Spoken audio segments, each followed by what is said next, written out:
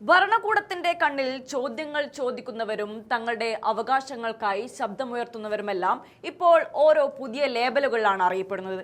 നേരത്തെ അർബൻ നക്സലുകൾ എന്ന പേരിൽ മുദ്ര കുത്തപ്പെട്ടിരുന്ന എതിർശബ്ദങ്ങൾക്ക് ഇപ്പോൾ ദിമാഗി നക്സൽ അഥവാ ബുദ്ധിയുള്ള നക്സലുകൾ എന്ന പുതിയ പേര് ലഭിച്ചിരിക്കുകയാണ്. രാജ്യത്തിന്റെ സ്വാതന്ത്ര്യ ദിനത്തിൽ ചെങ്കോട്ടയിൽ നിന്ന് പ്രധാനമന്ത്രി നരേന്ദ്രമോദി നടത്തിയ പ്രസംഗത്തിലാണ് സിസ്റ്റത്തിനുള്ളിൽ കടന്നുകൂടി നയങ്ങൾ തകിടം മറിക്കാൻ ശ്രമിക്കുന്ന ഈ ദിമാഗി നക്സലുകളെ തിരിച്ചറിഞ്ഞു ഒറ്റപ്പെടുത്തണമെന്ന് ആഹ്വാനം ചെയ്തത്. ഒരു പ്രധാനമന്ത്രിയിൽ നിന്ന് വരേണ്ട ഐക്യത്തിന്റെ സന്ദേശങ്ങൾക്ക് പകരം രാജ്യത്തെ പൗരന്മാരെ വീണ്ടും തരംതിരിക്കാനും വിയോജിപ്പുകളെ വേരോടെ പിഴുതെറിയാനുമുള്ള ശ്രമത്തിന്റെ ഭാഗമാണിതെന്ന് വ്യക്തമാണ്.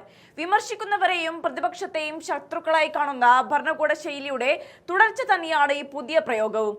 എന്നാൽ നിങ്ങളൊരു ദിമാഗി നക്സലാണോ, അതായത് ഒരു ബുദ്ധിയുള്ള നക്സലാണോ എന്ന് തിരിച്ചറിയാൻ പറ്റുന്നില്ലെങ്കിൽ നമ്മുടെ കേന്ദ്ര പാർലമെന്ററി കാര്യമന്ത്രി കിരൺ റിജിജു തന്നെ ഈ പദപ്രയോഗത്തിന് കൂടുതൽ നിർവചനം നൽകുന്നുണ്ട്. മാവോയിസ്റ്റുകളെ പിന്തുണയ്ക്കുന്നവരും ആർട്ടിക്കിൾ 370 അനുകൂലിക്കുന്നവരും ഇന്ത്യൻ ഭരണഘടനയെ നിരസിക്കുന്നവരും വിഘടനവാദികളെ പിന്തുണയ്ക്കുന്നവരും വടക്കുകിഴക്കൻ മേഖലയെ ഇന്ത്യയുടെ മറ്റു ഭാഗങ്ങളുമായി ബന്ധിപ്പിക്കുന്ന ഇടനാഴി മുറിക്കണമെന്ന് വാദിക്കുന്നതുമെല്ലാം ഈ ദിമാഗി നക്സലുകളുടെ ഗണത്തിൽപ്പെടുമെന്നാണ് അദ്ദേഹത്തിന്റെ വാദം.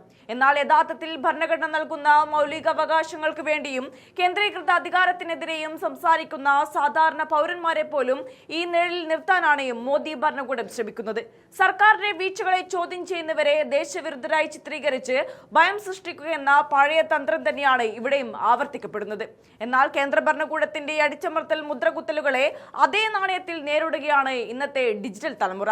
മോദി സർക്കാരിന്റെ പ്രസ്താവനയ്ക്ക് തൊട്ടു പിന്നാലെ സോഷ്യൽ മീഡിയയിൽ ദിമാഗി നക്സൽ ജനതാ പാർട്ടി എന്ന പേരിൽ അക്കൗണ്ടുകൾ പ്രത്യക്ഷപ്പെട്ടു കഴിഞ്ഞു.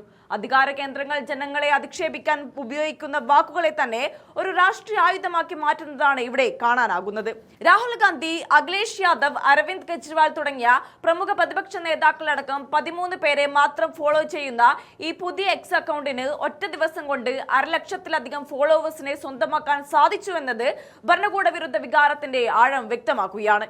ഈ സംഭവ വികാസങ്ങൾക്ക് ഏതാനും മാസങ്ങൾക്ക് മുൻപ് ഉയർന്നു വന്ന കോക്രോച്ച് ജനതാ പാർട്ടി നൽകിയ മാതൃക തന്നെയാണ് ഇവിടെയും കാണാനാകുന്നത്. സുപ്രീം കോടതി ചീഫ് ജസ്റ്റിസ് സൂര്യകാന്ത് രാജ്യത്തെ യുവജനങ്ങളെ പാർട്ടികളോട് ഉപമിച്ചുകൊണ്ട് നടത്തിയ പ്രസ്താവന വലിയ പ്രക്ഷോഭങ്ങൾക്കാണ് വഴിവെച്ചത്.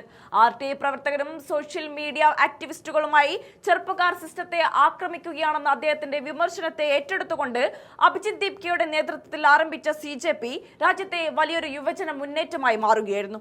കേന്ദ്ര വിദ്യാഭ്യാസ മന്ത്രിയായിരുന്ന ധർമ്മേന്ദ്ര പ്രധാന്റെ രാജിയിലേക്ക് വരെ നയിച്ച ശക്തമായ പ്രതിഷേധങ്ങൾക്ക് പിന്നിൽ ഈ യുവജന കൂട്ടായ്മയായിരുന്നു. CJPയുടെ അതേ പാത പിന്തുടർന്നാണ് ഇപ്പോൾ ദിമാഗി നക്സൽ ജനതാ പാർട്ടിയും രൂപപ്പെട്ടിരിക്കുന്നത്. ഭരണകൂടം നൽകുന്ന അധിക്ഷേപ ലേബലുകളെ ജനങ്ങൾ ചിരിയോടെയും പ്രതിഷേധത്തോടെയും ഏറ്റെടുത്ത് തിരിച്ചു നൽകുന്ന കാഴ്ചയാണിത്. തങ്ങളെ ഭയപ്പെടുത്താൻ ഉപയോഗിക്കുന്ന വാക്കുകളെ തന്നെ പ്രതിരോധത്തിന്റെ പ്രതീകങ്ങളാക്കി മാറ്റാൻ ജനങ്ങൾക്ക് സാധിക്കുന്നുണ്ട്.